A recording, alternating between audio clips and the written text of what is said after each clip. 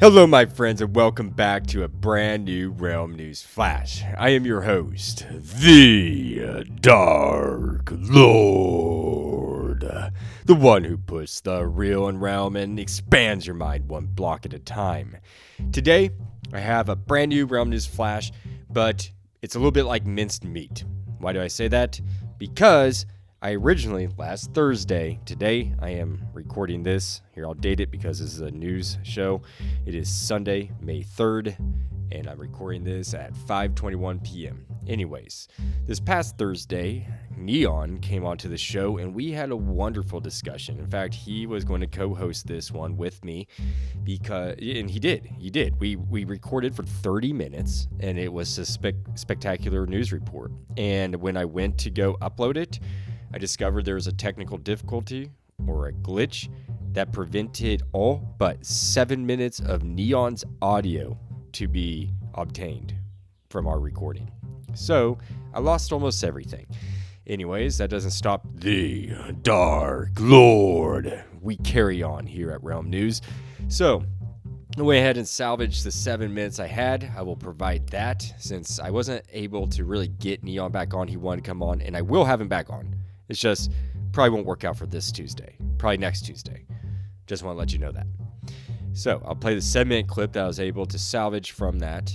And after the 7-minute clip, I will also be reading, or I have another clip that I read about a scandal going on involving Feather Client. Feather Client is ripping off lots of money from people. Anyways, we'll get into that a little bit later. So I'm going to play that clip as well. And then I'm going to play a third clip of this Thursday's upcoming episode with my friend Jack, who came back to Realm News. You're all familiar with him. That's going to be a 2-part series coming up, and that starts this Thursday. So with that said, folks, let's get this episode started right now. Hello, my friends. As I discussed earlier with you all, we will be doing this based off clips that I was able to obtain today. So I would like to start this new segment with Neon and I's discussion. Those 7 minutes I was able to salvage out the 30 we had. I do apologize for that technical difficulty. It pains me that we lost 23 minutes of audio. That's the first time in Realm News history, but there's been a lot of that goes on with other podcasts. I mean, it's not like I shouldn't say a lot of it goes on. This happens in the podcast industry. I'm surprised after 2 years of doing this, I haven't had more catastrophic losses. Knock on wood. So I would like to go ahead and play the clip of Neon and I discussing this past 7 days, new events that occurred in Minecraft, including, let me think here, the sulfur cube, which can now absorb TNT or eat TNT and have effects using TNT. And I believe geysers were the new thing that we discussed in this clip. So with that said, let's get the clip going, folks. Gaming. Welcome, Neon Gaming. Thank you. Yeah, that was called the Neon Scoop. Yes. Was what it was called. Yes, the Neon Scoop. So we got the Neon Scoop back today. How have you been, man? I've been pretty good. I've been really excited for this. Thank you for having me on again. It's always an honor to be on this podcast. This amazing legendary podcast. It's always a pleasure to help you co-host or anchor the podcast. So thank you again for having me. I really appreciate you coming back on, my friend. And yes, thank you so much for those kind words. It's nice to have your knowledge on this show. And I just figured we would kind of just jump into it. We've had a great week in the Minecraft community. Don't you agree? Yeah, I do agree. Yeah, especially with today's Bedrock, because as of us recording this on May 30th, today a Bedrock preview just released as of releasing this today, and we just got Java Snapshot on Tuesday as usual. So, I've been seeing a lot of cool creations, a lot of cool things with this week. Yeah, me too. Yes, today's April 30th, and we are, from what I've seen today, they released, what was it, the 2630.25 was rolling out preview. Yeah, David Freeze, the community manager, he released it. Jay And Wells. Wait, it's our is that correct? it's our community manager that released it. I just saw him, but my Twitter just updated. But yeah, Oh, he's our that's community correct. manager.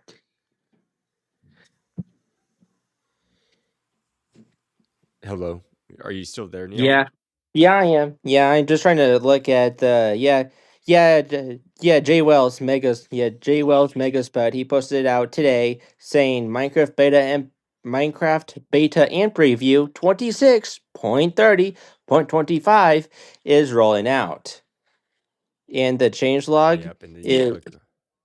then you click on the changelog and it's just basically a catch up from Java edition because Bedrock's been so behind within the past couple of weeks because they've been trying to work on Realms and getting Realms back up and working because I guess there was like a problem with Realms and getting that working and situated with this update. So on preview, so they had to delay some of these features, but now the Sulfur Springs, the TNT Sulfur Cube is now here.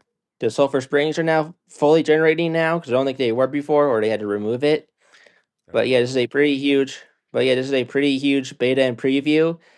A lot of changes to the editor. If anyone's interested in the editor, general graphics, and all of that. And the one thing that I keep seeing people talk about is with the sulfur springs and the sulfur geysers, because I think there's somewhere in here it's like on where they mentioned the sulfur springs and the sulfur geysers. And people are talking about that, how maybe lava, how maybe you can have it catch you on fire in some occasions if you place it with lava or something, but ooh, it could wow, be that'd be fun. mistaken. Yeah, it would. Yeah, I'm looking through the changelog right now, and it looks pretty interesting when I'm reading. Yeah, let's talk about that a little bit. Let me just read. Excuse me, folks. My allergies been killing me, so I have to take a little bit of water. My throat's been tickling, but um, let's look at this for a second. Starting with the geysers, which I am really drawn to these because I've seen a lot of people doing some really cool things with these. So I'd like to talk about them first. But before we get it before we start talking about them, let me read how they function. Quote, and this is from this change log by Jay Wills that he provided. Quote, geysers form when a magma block is generated or placed underneath a potent sulfur block that's submerged underneath 1 to 4 blocks of water. Use them for a vertical boost or a dramatic landscaping element. Please note, we have 2 known issues that we are working on. Geysers are currently missing their sounds, and geyser particle animation may look jerky due to an underlying issue. So we're waiting for them to fix those 2 issues. But from what I've seen, Neon, I love what the community is doing with this. Like I've seen people turn waterfalls into realistic waterfalls using like making that foam when the water hits water. And I've seen people make some really awesome chimneys and industrial part chimneys. Yeah, Uh, I've seen you. Yeah, I've seen you repost that. Yeah, I've seen that too. They can't. I love as well what the community is creating with the geysers. Like, oh, I think they were planning on adding the geysers because on Java before they added in the geysers, they had the sulfur springs generate with potent sulfur and magma already. So I mm, think they were planning on adding that into this update, but I love it. It's like a great addition, and I can already think of ways of recreating the glide mini game from console edition. Just having the sulfur geysers push you upwards ooh, you can use that geyser to push you upwards with while you're flying with the elytra. yeah, I And can't wait. that could push you upwards because do you see how it says 1 to 4 blocks of water of death? So that 4 blocks of water will lift up the geyser 20 blocks up. Whoa, wait, okay, yeah, I knew that the 4 blocks was max, but it boosts you up to 20 blocks. That That four is block awesome. deaths, that 4 block death makes the geyser go up 20 extra blocks, I believe. That's amazing. Yeah. So you can have a 20 block elevator almost, like it just shoots you Yeah. up. I love that, man. Basically, yeah. Dude, so are they going do you think they're going to use this for lava? Maybe, I don't know.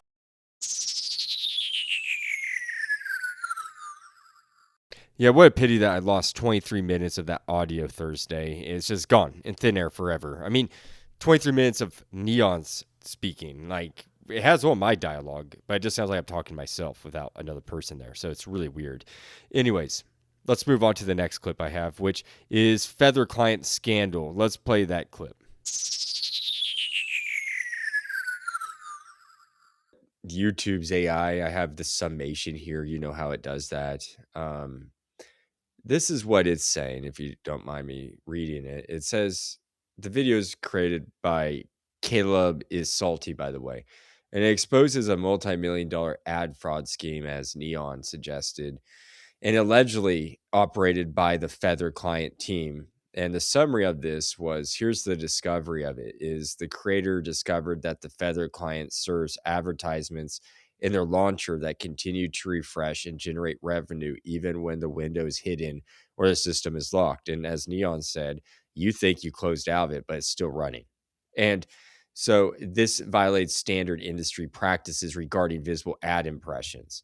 To sustain the massive volume of ads without drawing suspicion, the company behind Feather Client, Silent Stack, that's the company that runs Feather Client, allegedly created AI-generated fake Minecraft websites to serve as distribution hubs for these advertisements. And I looked into these.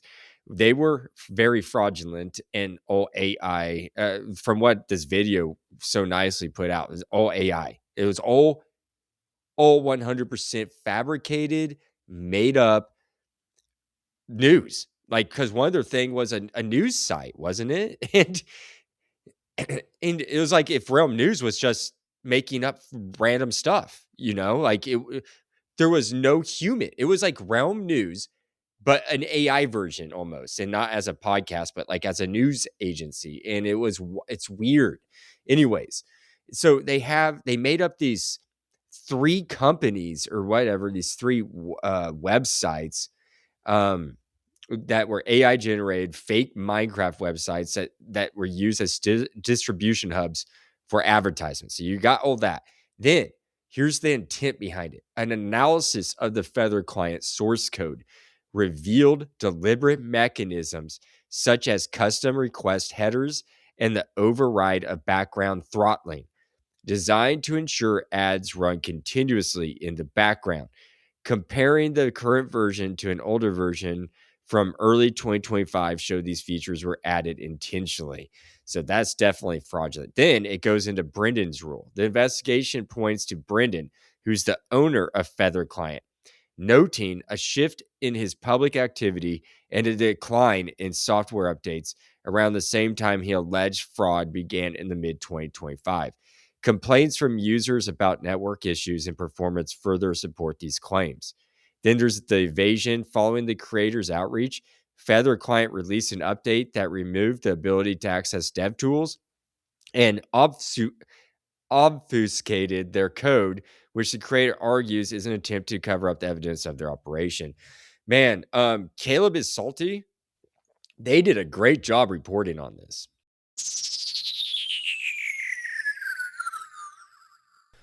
Scams are everywhere, folks.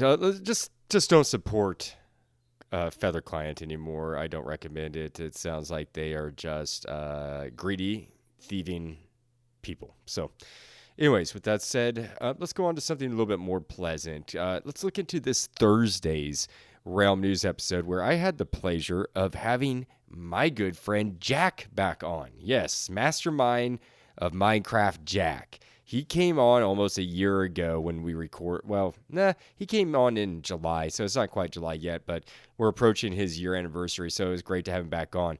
So with that said, let's hear what Jack has to say this Thursday. One criticism I do have with the new blocks is the bricks. I feel like I'm getting a bit bored of the same brick design. That's a really inconvenient thing. I saw you post on this. Cracked blocks. Brick blocks. Yeah. I mean, I think this comes to I work on my world with a lot of blocks, like a lot of blocks. I have to go through shulker boxes upon shulker boxes. I'll use like one. If I think that my build needs one block of cracked brick, I'm going to put it in there, right? My inconvenience is when you're dealing with cracked bricks, I think they should be a block state. Do you sort of know what I mean by that?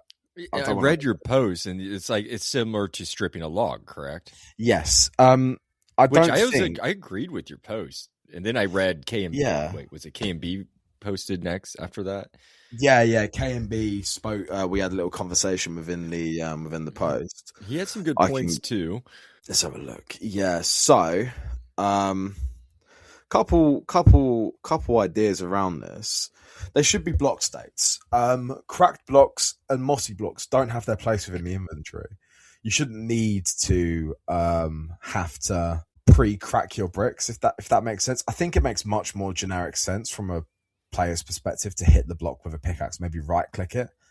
It does. It would give... I mean, in my head, when you said that, I was like, okay, that makes perfect sense. Because how do we have to do it? Like, how do we have to do it right now? You have to add a block state for every brick. It would overclutter the inventory to add cracked resin bricks, cracked quartz bricks. Can you explain a block state to the audience? So, for example, you can have a flower pot, but then you can put a sapling in it, and then that's a block state. The flower pot has the oak sapling in, for example, or a fern or a dandelion. But in the inventory, you don't have flower pot with oak sapling. You just have a flower pot. Same with decorated pots and sherds. You know, you can create a pot with a block state using the sherds. You can create... I'm trying to think of another one. An observer. When an observer detects a signal or a change in a block, it lights up. That's a block state because it's the state of the block at the time. It would require... It's as if you've got multiple textures within one block, if that makes any sense. No, it makes sense. And you're just doing one simple action to change it. Yeah. So stripping blocks doesn't change the block state. It changes the block itself to stripped oak, stripped birch, stripped mangrove, whatever you're choosing. And I actually love that feature.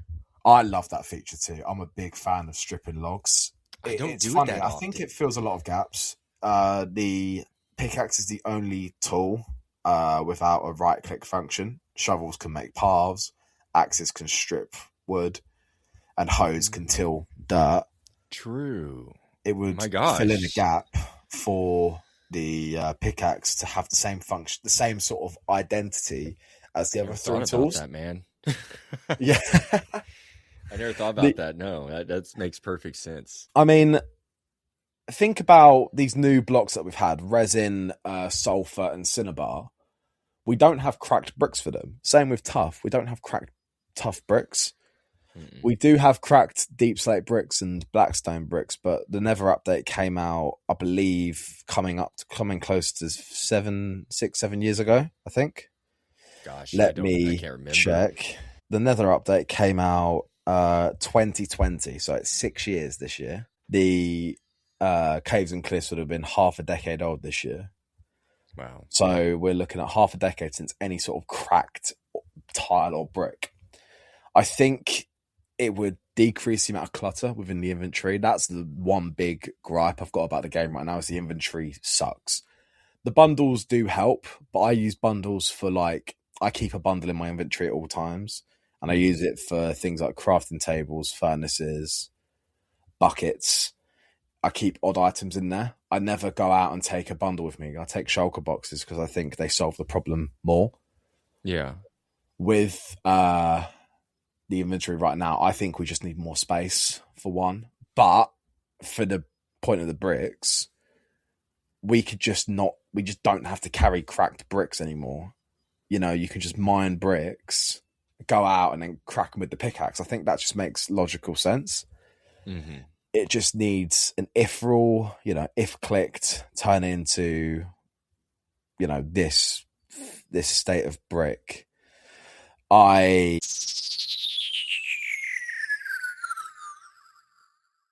Crack bricks, folks. I'm all for it. And I love Jack and I's discussion together. He has a great imagination when it comes to Minecraft. His builds are spectacular. He always has amazing thoughts, just great thoughts. And so every time he comes on the show, we have a spectacular discussion that you won't want to miss this Thursday and then the following Thursday for part 2, because it's a two-parter, folks. We talk a lot, Jack and I. Anyways, I hope you enjoyed that all. Neon Gaming coming on to the show briefly there, then the clip with Feather Client Scandal, and then ending with Jack, which you can find out more this Thursday by tuning into Realm News. With that said, folks, that wraps up what I have for Realm News Flash this week.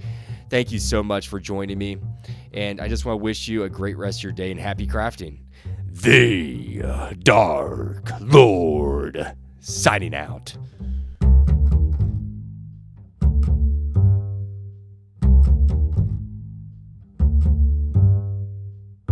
Hey, Realm News fans, it's your host, the Dark Lord, the one who puts the real in Realm and expands your mind one block at a time. I am here to tell you that your support means everything. Spread the word by telling friends, liking, and commenting on Spotify or Good Pods. Find me on X, Blue Sky, Reddit, or via email at bio.link/realmnews. For more content, join my Patreon at the Copper tier for early episodes, bonus content, and newsletters. Find out more at bio.link/realmnews. No pressure, though. Just keep listening, liking, and sharing. That's more than enough. Happy crafting, and see you at the next Realm News.